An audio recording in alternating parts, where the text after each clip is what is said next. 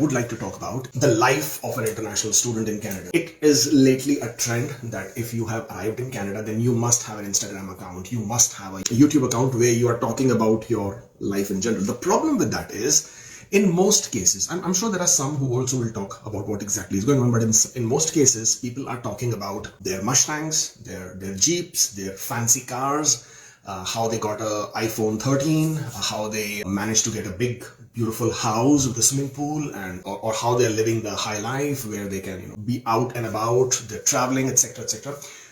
What that is doing is that is creating expectations, that's building expectations in the mind of students who haven't arrived in Canada yet. Not only, okay, let's move away. It's not only students, it's also the new immigrants, right?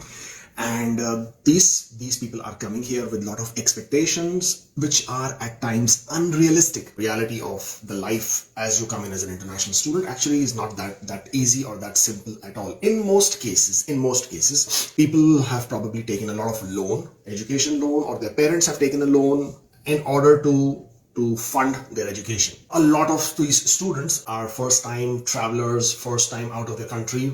First time sometimes out of their state or city. They find themselves in an absolutely new place, new people. It's very uncomfortable. The loneliness, the depression is real. And then as much as we talk about survival jobs, etc., it's not always easy to get a job, even if it's a survival job. I'm not saying there is a dearth of it. Yes, there is plenty, but it takes time. You may not find it immediately. You may not make friends immediately. After you have landed and your initial period of excitement of travel and coming to a new place and coming to Canada is over, then the reality starts setting in. And what that does is that it creates this depressive mindset. It creates a very lonely mindset. And also it puts a lot of pressure because you still need to, save money or gather money or arrange for funds for your next semester fee.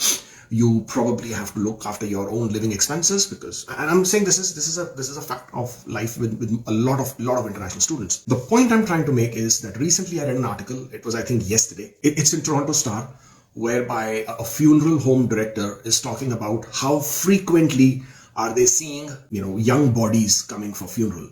And in a lot of cases, these are suicide cases where international students have committed suicide.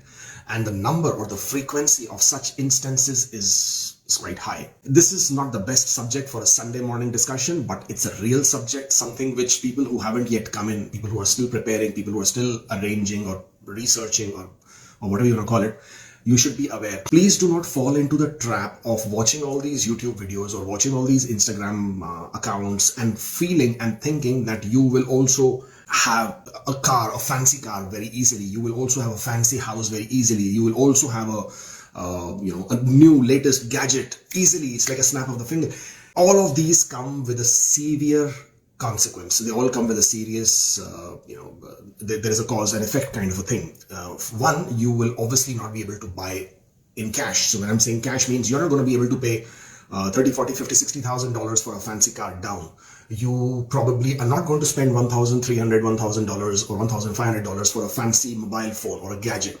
You are probably not going to spend $1 million. You're not going to put that money down to buy a house. So when I'm saying you're not going to make these cash transactions, which basically means you will be getting a mortgage. So very quickly you're falling into the trap of debt, and before you know it, you are in a debt spiral. And before you know it, not only you are in a debt spiral here, you also have a debt spiral back home because you've taken a loan. Your 20 hours per week is not going to cut it. It's not going to meet this expense. So please, it's a humble request for all these international students who are going to come to Canada. Please prepare, please research, please be mindful. Do not fall into the trap of these flashy Instagram accounts, YouTube accounts where they talk about getting it is so easy. Getting a car is so easy. Getting a mobile phone is so easy and you can just walk in. Yes, of course you can. There is no problem with it. But there is a consequence to it. There is a huge trap in terms of debt. And that is something which you should be mindful about. This is in conjunction with the fact that you are going to have, you'll find yourself out of the comfort zone. You will find yourself in a lonely space for some time. If you are not an extrovert, if you're not the kind of person who can easily make friends, and I'm sure a lot of you are not, in-person classes are not happening, or even if they were happening, a lot of you don't make friends that easily. So you tend to seclude yourself either with one of those people who have a similar personality type as you, or you just are on your own. You can't talk to anybody. You cannot discuss this with anybody. Please take note of this, that If at all you are an international student right now in Canada, and if you are feeling any of this, there are so many agencies that you can reach out to. Okay, first things first, what you should do is speak to your college counselor, education counselor. Speak to them, talk it out. Just do a little bit of Google research, and you will find so many centers, so many phone numbers, so many people around you who offer this as help. Please reach out to them. Talk to them. Don't let any of these silly, stupid thoughts of suicide or trying to, put yourself in that danger come into your minds. It's not worth it. Life is so much more bigger and beautiful. These small hurdles, these small challenges, they will pass. Yeah, obviously it need a bit of hard work, which need a bit of effort, just with everything else in life, but they will all pass. So if you're an international student and if you're listening to this, please reach out to people. There are lots and lots of people who are willing to help you.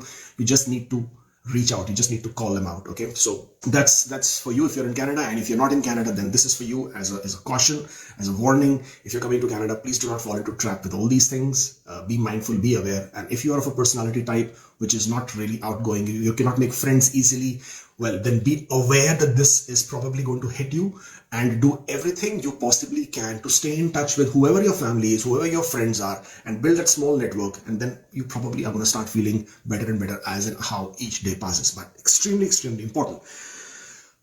Thank you so much for joining in. See you later. Stay safe. Take care. Bye-bye.